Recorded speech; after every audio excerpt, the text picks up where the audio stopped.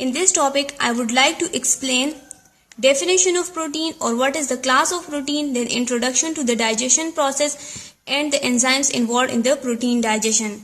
Firstly, I would like to explain the class of protein. As we all know, proteins are the polypeptide chain of amino acid, or we can say that these are the macromolecule composed of the smaller units known as amino acids.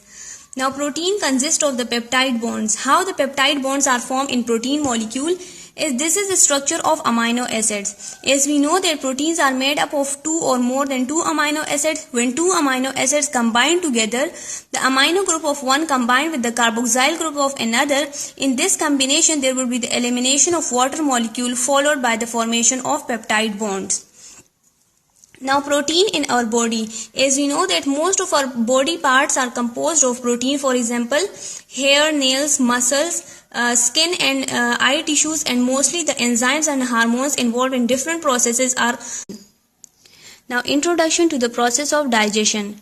Digestion is the breakdown of larger food molecules into smaller ones so that they can be absorbed into the bloodstream.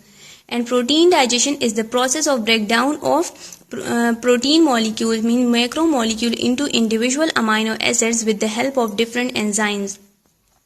Protein digestion occurs in stomach and small intestine.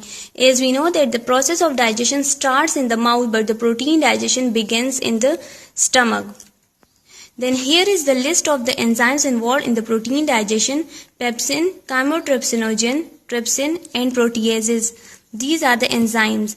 Now, the location of the enzymes. The enzymes involved in the protein digestion are located at different sites. As we know that the protein digestion begins in the stomach, so as the bolus reaches the stomach secretes the gastric juice which contain HCl and the enzyme pepsin, which is released in its inactive form called pepsinogen. So the enzyme pepsin begins the breakdown of peptide bonds.